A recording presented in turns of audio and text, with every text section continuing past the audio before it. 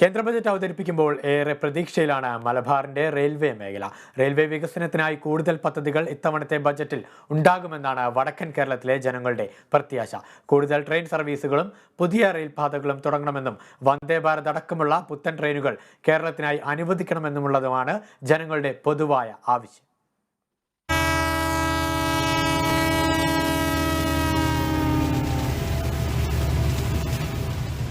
ഇത്തവണത്തെ കേന്ദ്ര ബജറ്റിൽ റെയിൽവേക്കായി നീക്കിവെക്കുന്ന പദ്ധതികളിൽ മലബാറിനും വലിയ പ്രത്യാശയാണ് ഉള്ളത്. കൊയിലാണ്ടി മൈസൂരു പാത തുടങ്ങാൻ കേന്ദ്ര സർക്കാർ പച്ചക്കൊടി വീശിയാൽ അത് വയനാട് വഴിയുള്ള റെയിൽപാത എന്ന വലിയ സ്വപ്നത്തിന്റെ യാഥാർത്ഥ്യത്തിലേക്കുള്ള തുടക്കമായി മാറും. നിലമ്പൂർ നെഞ്ചൻകോട് റെയിൽപാതയുടെ ഭാവി എന്തെന്ന് ഇത്തവണത്തെ ബജറ്റ് പ്രഖ്യാപനത്തിൽ അറിയാൻ സാധിക്കും. കഴിഞ്ഞ മോദി സർക്കാരിന്റെ അവസാന ബജറ്റിൽ ഈ പാതയുടെ പഠനത്തിനായി തുക വകയിരുത്തിയിരുന്നു. എന്നാൽ അത് എവിടെയും എത്തിയില്ല. വന്ദേ ഭാരത് പോലുള്ള അതിവേഗ ട്രെയിൻ ഓടിക്കാൻ ആവശ്യമായ രീതിയിൽ കേരളത്തിലെ റെയിൽപാത നവീകരിക്കാൻ ബജറ്റിൽ കേന്ദ്ര സർക്കാർ വിഹിതം നീക്കിവെക്കുമെന്നാണ് പ്രതീക്ഷയെന്ന് കാലിക്കറ്റ് ചേംബർ ഓഫ് കൊമേഴ്സ് മുൻ പ്രസിഡന്റ് സുബൈർ കൊളക്കാടൻ കേരള വിഷൻ ന്യൂസിനോട് പറഞ്ഞു. പുതിയ ട്രെയിനുകൾ ഇപ്പോൾ ഉള്ള നിലവിലുള്ള പഴയ ബോഗികൾക്ക് പകരം പുതിയ ബോഗികളുള്ള ട്രെയിനുകൾ കേരളത്തിൽ, കാരണം ഉത്തരേന്ത്യയിലൊക്കെ ഒരുപാട് സൗകര്യമുള്ള ട്രെയിനുകളാണ് ഓടിക്കൊണ്ടിരിക്കുന്നത്. ഇത്തരം ട്രെയിനുകളൊന്നും കേരളത്തിന് അനുവദിക്കപ്പെടുന്നില്ല.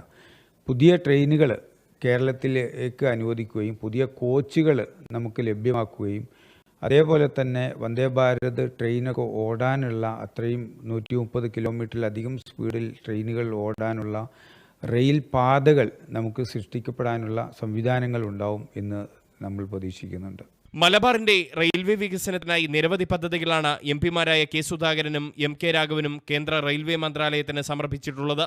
കേരളത്തിൽ പുതിയ പിറ്റ് ലൈൻ സംവിധാനം കൊണ്ടുവരണം, മെമു, ജനശതാബ്ദി, ഇന്റർസിറ്റി എന്നീ ട്രെയിനുകൾ മംഗളൂരു വരെ നീട്ടണം, മട്ടന്നൂർ അന്താരാഷ്ട്ര വിമാനത്താവളവുമായി ബന്ധിപ്പിക്കുന്ന ലിങ്ക് റെയിൽപാത നിർമ്മിക്കണം തുടങ്ങിയ ആവശ്യങ്ങളാണ് K Sudhakaran M P railway വകുപ്പ് മന്ത്രി അശ്വിനി വൈഷ്ണവിന് സമർപ്പിച്ചിട്ടുള്ളത്. കോവിഡിന് മുൻപ് ഉണ്ടായിരുന്നതുപോലെ ചെറിയ സ്റ്റേഷനുകളിൽ കൂടുതൽ ട്രെയിനുകൾക്ക് സ്റ്റോപ്പ് അനുവദിക്കുക, റെയിൽവേ സ്റ്റേഷനുകളുടെ നിലവിലെ മേൽക്കൂരകൾ ശക്തിപ്പെടുത്തുക, റിസർവേഷൻ കൗണ്ടറുകളിൽ കൂടുതൽ സ്റ്റാഫുകളെ നിയമിക്കുക തുടങ്ങിയ ആവശ്യങ്ങൾ എം കെ രാഘവൻ എം പിയും കെ സുധാകരനും ഒരുപോലെ ഉന്നയിച്ചിട്ടുണ്ട്.